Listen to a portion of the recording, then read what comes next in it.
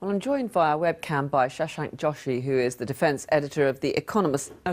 Thank you very much indeed for joining us this evening.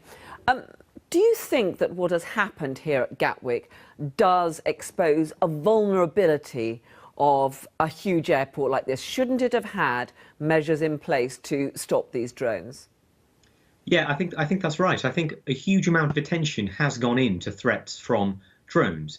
But most of that attention has been in situations where there is a risk of loss of life. So that has been on big sporting events, the risk of terrorist attacks, the risk of assassinations. Of course, we saw an attempted assassination against Venezuela's Nicolas Maduro a few months ago.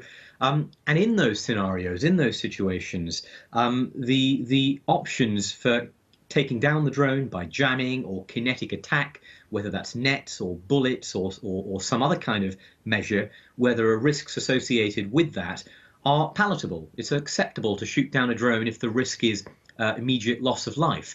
In the case of disruption, I think many of the capabilities will have been designed either for military purposes, as we've now seen in the past couple of days, for protecting air bases in very contested, very dangerous environments, or in situations of perhaps mass casualty terrorist attacks.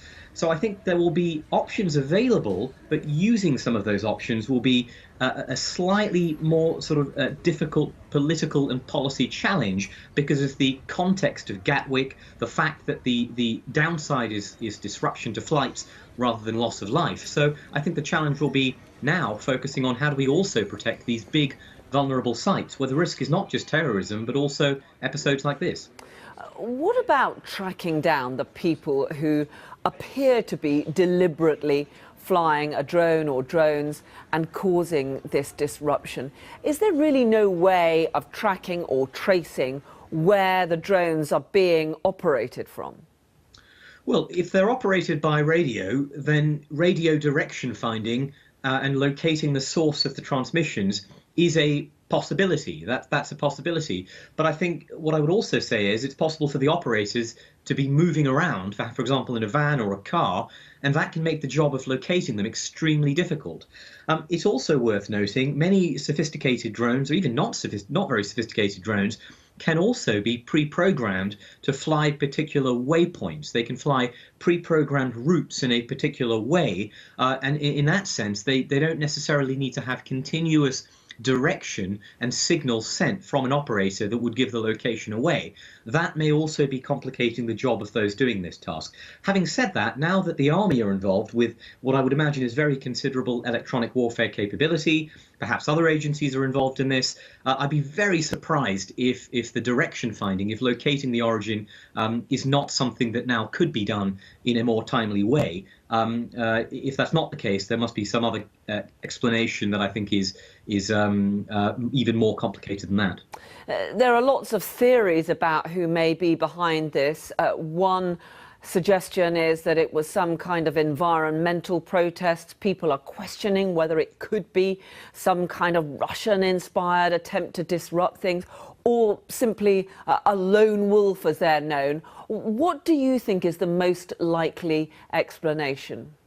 I think we simply can't say until we have more evidence of the device that was used, the sophistication of the signals, and all of those things. I think what's very clear is if they're able to evade the level of capabilities we have now seen deployed by the full spectrum of the British state, we're talking about a reasonably sophisticated operator. The environmental theory, of course, is really only based on past closure of runways and past targeting of airports. I don't think it's based on anything more than that.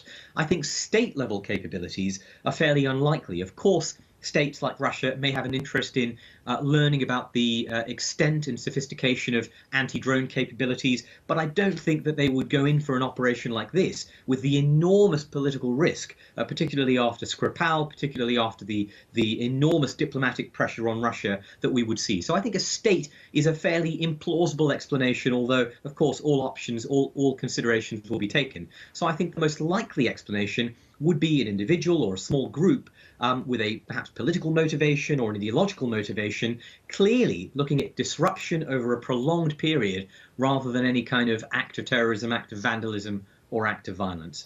Clearly, there is going to be big pressure on the authorities now to get better systems in place to prevent a repeat of this.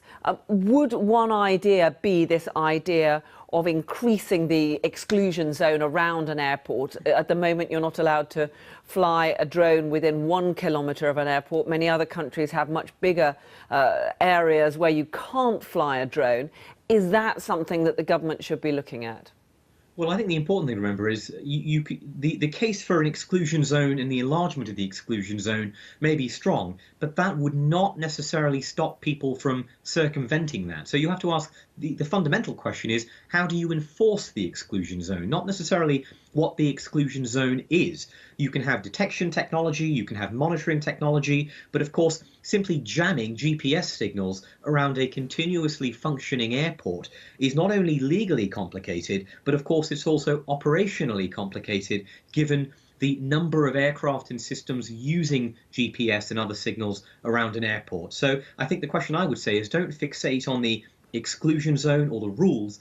Ask the question of, I think, how we enforce the rules that will inevitably be tightened up in the months ahead. Shashank Joshi, thank you very much indeed for joining us this